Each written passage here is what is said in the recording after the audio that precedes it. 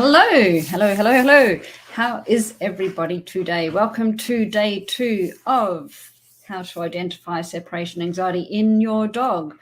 Before we get started, please let me know if you're watching. Even if you're watching on the replay, it's really nice for me to know that you are watching. And I do want to quickly let people know. So if you haven't already, you need to sign up for the Dog Anxiety Summit. So the Dog Anxiety Summit is really good for anybody with a dog with anxiety.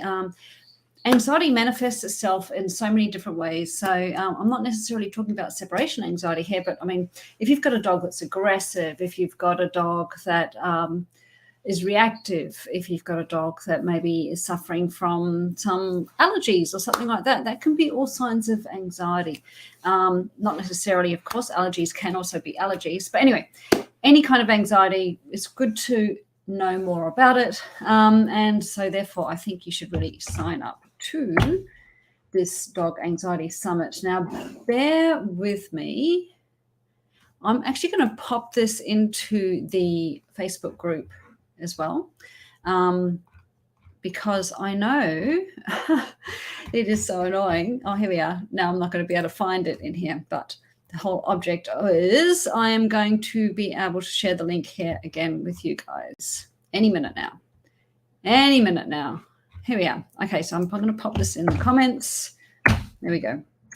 The other thing you need to do is register for my masterclass. So there's 4 times to do that. Put that in the comments as well. There are 4 different times to register for the masterclass, and I'll pop that there. So that is coming up. Oh, don't use that link if you're on YouTube. But yes, that's coming up very soon.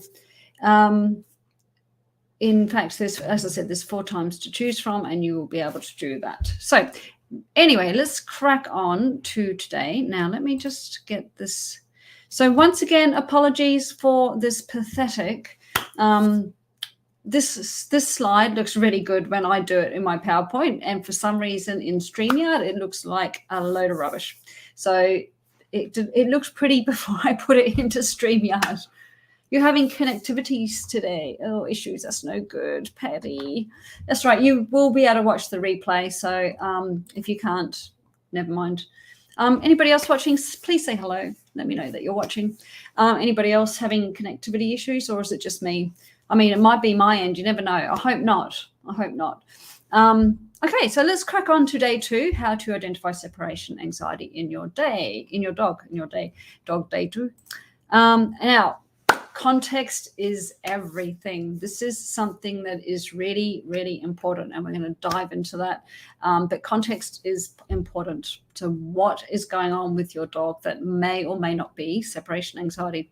And in fact, Stacey Bell from Focus Fun and I actually this morning recorded a podcast episode, which will be released in the next couple of days. Oh, it's your camera cutting out. Ugh, that's no good. Just so people can see your comment. Everyone else okay? So we recorded our podcast episode today, which I have to edit, and we will be broadcasting that. Here comes my dog. And that is going to be all about dog shaming, and what people, they look at a dog and they say, my dog did this because he was jealous, or he was annoyed that you left, or something like that, or he's guilty, and all those comments are incorrect. But one of the big things is you need a camera to watch your dog, but we need to look at the context of why the dog is doing something. And so yesterday we touched on the most obvious signs of separation anxiety. Today we are going to touch on the less obvious signs. And is it anxiety, or is there another unrelated reason that it might look like separation anxiety? So the following behaviors can be interpreted as stress/anxiety, but there could also be other causes. So one thing we see with the dogs that are feeling a bit unsure, a bit anxious, is lip licking, or they dart their tongue out. Right. The context is, what else could it be? So is the dog thirsty? Has it just woken up? Often when they sleep with their mouth open and they get a dry tongue, and so they might lick, are they hungry or are they thinking? Now, I added thinking in there because I don't know about you guys, but put your hand up, comment in the group with a thumbs up or something. Do any of you poke your tongue out when you're thinking about something? I don't do it that often, but I know I have caught myself doing it. So I'll be like thinking about something that's a bit of a problem or an issue for me, and I'll find my tongue's poking out.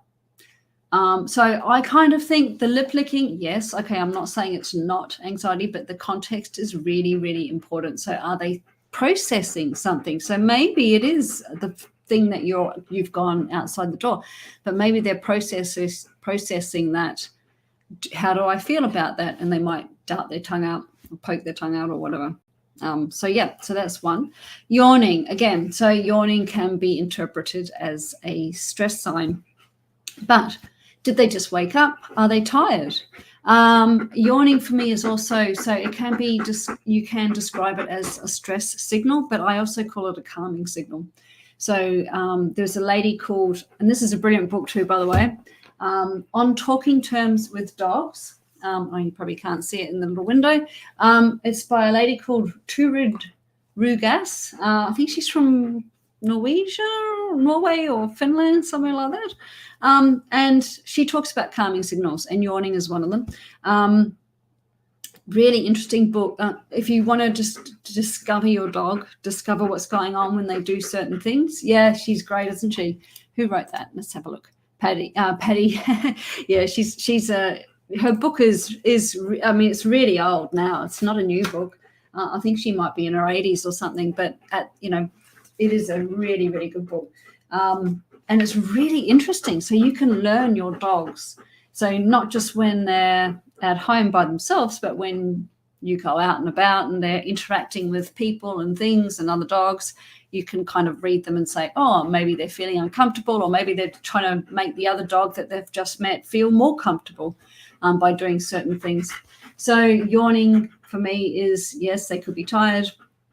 They could have just woken up. They could be stressed, but they could also be trying to calm themselves down. And there's one thing that's not on here is sitting. So sitting for me could be a dog trying to calm itself down. Or so often when we're doing the training, a dog will go and wait by the door.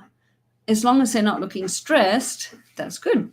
If they sit, that actually could be good too, because, I mean, obviously we would prefer if they were lying down and nice and relaxed. But if they're not going to do that, I would prefer to see a dog sitting than standing. And at least for me, sitting is a way of them centering themselves, grounding themselves, if you like. I've seen it with my own dogs in the backyard when they've seen something over the fence. In our old place, they used to be able to look over into this park, and they would often maybe do a bark and then they'd sit. And it's almost like you could see them. Do I need to be worried about this or not? It's almost like they're processing something. So other things, scratching. So scratching often is a displacement thing. You see cats doing that a lot. Cats will scratch when they're feeling a bit unsure about something, or they might lick themselves. I had a client that their dog was on an hour's absence, so they were doing really well. And then they sent me this video and the dog was like licking at its paw like constantly. And I was like, oh my goodness, this does not look good. I thought, my goodness, why didn't they come back in? The dog's obviously stressed. Was not that at all. The context was the dog had allergies. And it had been doing that when the owners were there as well. So that's a really good context. And scratching, again, so are they scratching because they're unsure about something, or are they scratching because they literally have a bit of an itch? Let's see, who wrote this? Patty says, interesting. Hang on, wait there. I should play that. Patty says, interesting. I have interpreted sitting as a precursor to going over threshold with Skippy. I should look at that more closely. Yeah, so Patty, it depends on your dog, of course. All this is dependent on the dog. So some of this could be interpreted as stress, or some of it could be interpreted as something else. And that's why we're talking about this. So I've got clients whose dogs will stand at the door and stare at the door. And that, to me, is more of a stress signal than if they sit and center themselves. Obviously, like I said, we would prefer if they just lay down and relax. But if they're not going to do that, if it's a choice between sitting and standing, I would probably prefer that dog to be sitting. It just seems to me that they're more centered, more grounded, and calmer. I feel like it's more of a calming thing than just standing there. So interesting, Patty. I'd be keen to know if Skippy stands a lot. Does he stand staring at the door? Which would you prefer him to do, sitting or standing? Or which? And look, it could be that, this dog, he's right in my face. It could be that for Skippy, sitting is more of a stressful sign than standing. So we have to look at each dog specifically. It's not a blanket approach. Any of the stuff, none of it is a blanket approach. We have to know the dog in particular. So you have to become the expert in your own dog. So where are we? Shake off. So shake off is, when your dog has got wet and they shake it off, but they also do it when they've just woken up, when they've just been lying down for a long time, and they'll stand up and they'll shake off. So it could be interpreted as a stress sign, but we also have to say, well, did the dog just wake up, or has it been lying down for a long time? So all these little signs which we could say, is the dog stressed, or is the dog actually just going about its normal day? Stretching. So stretching is a good one too.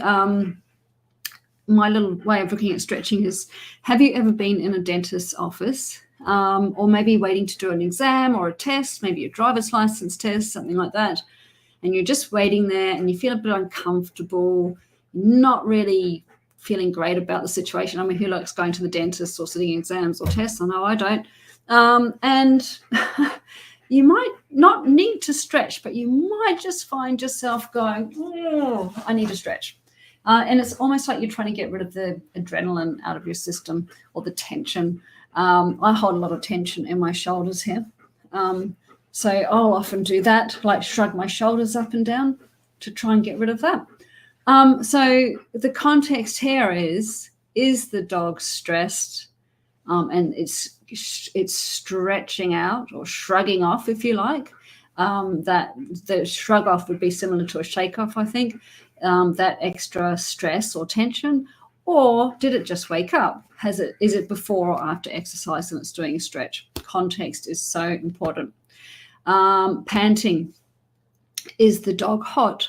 Is it thirsty? Is it a hot day? Did it just wake up and it's thirsty, so it's panting? I've got a client that lives up in Darwin, up in Australia, and Darwin is very hot. So the Darwin winter temperatures are like where I live on the Gold Coast. Our summer temperatures, it's horrendous. And it's winter there now, and the dog's wandering around panting, and I'm like, gosh, is that dog stressed? I talked to the owner and he said, well, actually, no, it's just another warm day here. So context is so important. Digging. So a lot of dogs will, if they're out in the backyard, they'll dig in the dirt. Some of them will dig in the carpet, especially around exit points. And some of them like dig into the cushions in the couch, things, or the bed, or what have you. Again, are they stressed? Is that their way of downloading stress? I don't know what to do, so I'm going to dig here. Or are they bored? Have they had enough exercise? Have they had enough enrichment? And same with playing. So are they downloading stress? Does it look like playing, but it's not? So are they just trying to find a way of getting rid of that tension that we talk about, that feeling of ickiness, and they're just trying to find a way of dealing with it? Or are they just having fun? Are they bored again? Are they bored? Are they just like, oh, well, mum's not here, so I'm going to go and do something else? Any questions on any of that? Basically, the whole thing is context matters. It really does. We need to know what's going on, what else is going on in the dog's life. So, for example, a client of mine did some training last night. They're on a 30-minute absence, which we've been building up to. The dog can do that quite easily, except last night it did 6 minutes and it was showing signs of being uncomfortable. It turns out on my questioning the clients that They'd just come back from dinner. The dog was in a really playful mood and it just wasn't settling. So not maybe so much stress, but just unable to settle. So we need to have that context. We need to know what's going on. Here's some other less obvious signs. So you've got, well, I think tuck tail's pretty obvious, but the ears flattening. So my dog's ears are quite obvious. They're pointy. I can see what they're doing. With floppy-eared dogs, it's a bit harder, but they often flatten and pull back a little bit if they're stressed. Tuck tail is quite obvious. Hiding, freezing, digging. We talked about that. And whale eye. So if you look at the dog here in this photo, you can actually see a lot of the white of his eye or her eye. And that is called whale eye because, whales, you can see quite a lot of their eye. I expect that's the reason. I don't really know. And that can be a sign of stress. And you'll see that if your dog is out and about and something worries them, you might see more, at the vets, for example, if they're a bit worried about something at the vet, you might see a bit more of the white of the eye. So these signs are generally ones that of not so much the digging, that shouldn't be on that. I need to remove that bit because that's on the page before. But these signs are generally ones of stress and anxiety or even fear. But again, context. So it really does make a difference knowing what the context is. So any questions around that so far? Let me know. Tomorrow I will be talking about the questions that we have to ask to determine separation anxiety or not. So I've got a great big list of things that we need to, when we're looking at a dog, we need to say, well, is that dog stressed? And if so, why is it stressed? Is there something else going on? And interestingly enough, this dog here in the photo, the Dalmatian, what is it doing? Anybody? You can see it's looking kind of worried, isn't it? So you can see a little bit of the white of its eyes. That it's hard to know, not knowing the dog, is that normal? It's kind of looking off to the side, so it might not be cause for concern, but its tongue is out. So some dogs get like that when they see a camera come out. This dog on my lap here, he does not like cameras. He does not like having his photo taken. I do not know why. The girls are like, yep, which is my best side. And he's not like that. I don't really like this. And if you point a camera at him, he will look away unless you've got some treat in your hand. But this dog here, I would say this is a lip lick, and I would say this dog does not look too happy. But we need to know the context. So is it the camera or is it worried about something? What is going on with this dog? So this is why cameras are so important when we're doing this training. And knowing the dog in particular. So every dog's got different signals that tell it that it's, show us that it's a little bit worried. So without knowing this dog, without knowing what's going on in its environment that's making it look like this, we don't know if it's the camera or if it's worried about the person standing there or something else going on, or if it's just a moment in time that the camera caught when it was licking its nose and it just caught it looking like that. So context is so important. Yes, so that's it from me, but let me know if you've got any questions on that. I think tomorrow will be a good day because we'll be talking about the questions that we have to ask to determine separation anxiety or what else is going on. Bear with me. So Patty says, trying to explain to people that there is a difference between disappointment and panic is getting tiresome. And if one more person asks if I have tried CBD, choose or rescue remedy. Oh my goodness. The thing with CBD, my disappointment with CBD, and I don't mean that is a disappointment, but hang on, let me talk about the rescue remedy first. I don't reckon it works. It might work for some dogs, but I anecdotally, I bet if I asked in this group, about natural remedies and who's tried what. So you've got your pheromones, you've got your adaptor collars, your rescue remedies, your treats with herbs, and then blah, blah, blah, blah. I bet you most people have tried something, thunder jackets, all that stuff, and they haven't worked. CBD chews, I mean, the problem with CBD, there's a few problems with it, is firstly, there's not enough dog studies to really know how it works and if it works well, and how robust those studies are, if there are any. We need numbers, and we need it to be, we need good data, and we don't have that at the moment. The other thing is CBD varies wherever you get it. Some's got more THC in it, which for me is a little bit worrisome, and others probably don't have much THC, but we don't know what the CBD content is or how good it is, its efficacy. What are you saying here? Patty says, I say it's like putting a Band-Aid on a severed limb, expecting the bleeding to stop. Yeah. Well, the thing is with CBD is there are CBD vets, right? And the stuff that they can supply is the proper stuff, that it is formulated for dogs up to as much of the information as we have, and it's the proper dosages, and we know there's limited THC in it, and we know how much CBD content is in there. The stuff that you can buy over the counter, or you can order offline, you really don't know what's in there. You don't know how good it is. You don't know the content of the THC or probably the CBD, or maybe they know, but I don't know. I would like it to work. I really would. I'm barracking for CBD, but we just don't have enough information. That's how I feel about it. Coming back to here.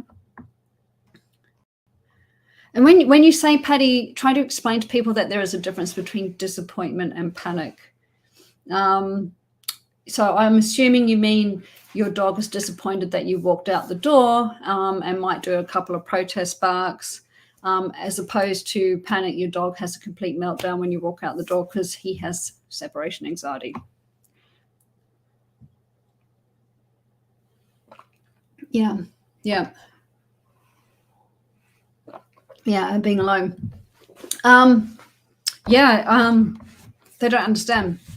Unless you've had a dog with separation anxiety or seen it, you won't understand.